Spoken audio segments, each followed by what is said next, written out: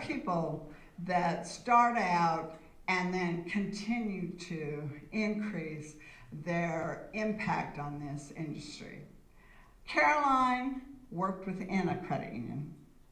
She spread the news, she's marketing, she's just talented.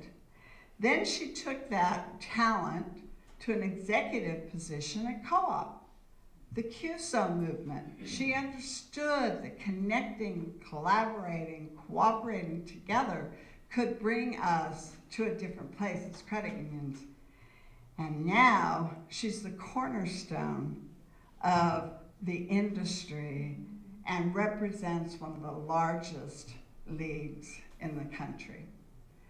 I met Caroline in different phases of that journey, and I've seen the opportunities that have been presented. I've seen the struggles at those opportunities, because the other thing that comes with what we've talked about here today is the sacrifices, the pain, the not being home, or losing the people in our lives. All of those things make us who we are today.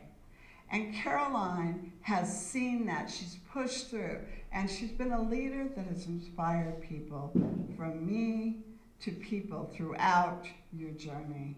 So I'd love to have Caroline inspire us and join us on the stage. Congratulations.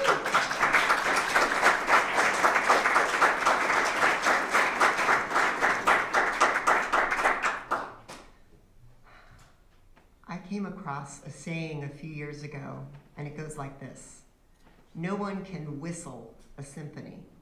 It takes an entire orchestra to play it. So I want to name a few members of the orchestra in which I play a part.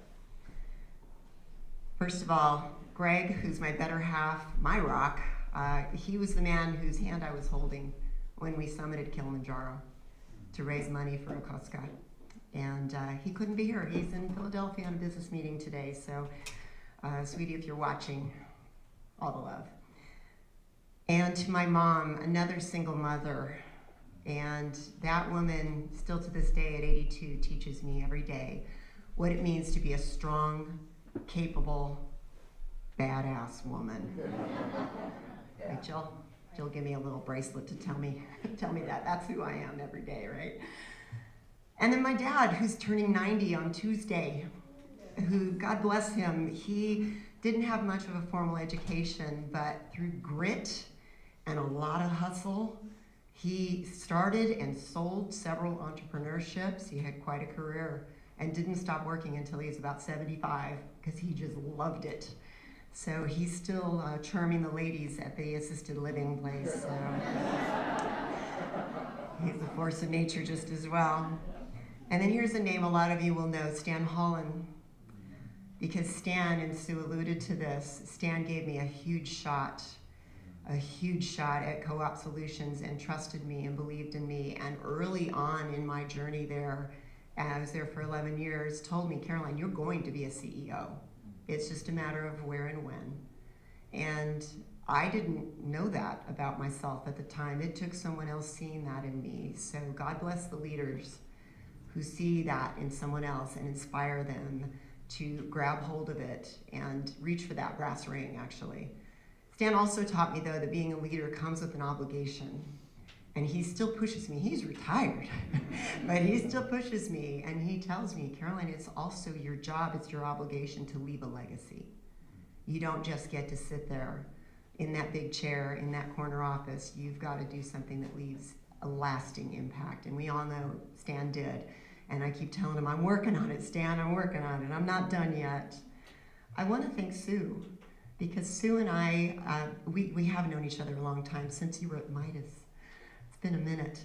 And we had a moment in my backyard when I was still living in California, sitting on my patio, and you were coaching me through a pivotal point in my career when I was thinking about different paths that I might take.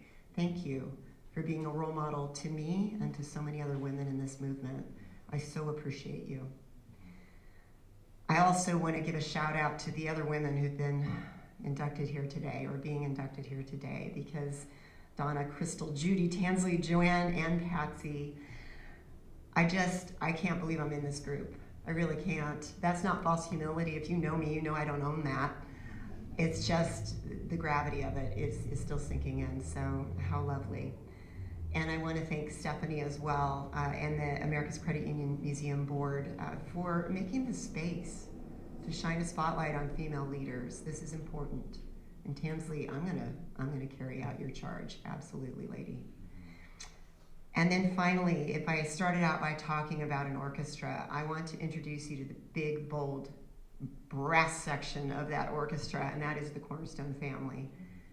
And I will tell you that they rarely roll their eyes when I come back from a conference or a meeting with league presidents and I've got some new idea for something that I want to do. You can see it, can't you? Because you've all been in similar situations. But I come back with an idea. They don't roll their eyes in front of me, but they improve on the idea, they build on it, and they execute like you wouldn't believe. And it's because of them that we've been able to be successful as a league. I'm just holding down the fort and signing the paychecks. So I am very deeply, deeply indebted to that team. I know some of you are watching today. So I just want to end by saying that this is such an honor. I'm really humbled. Doesn't happen very often, but I can't believe I'm standing here, and thank you so much.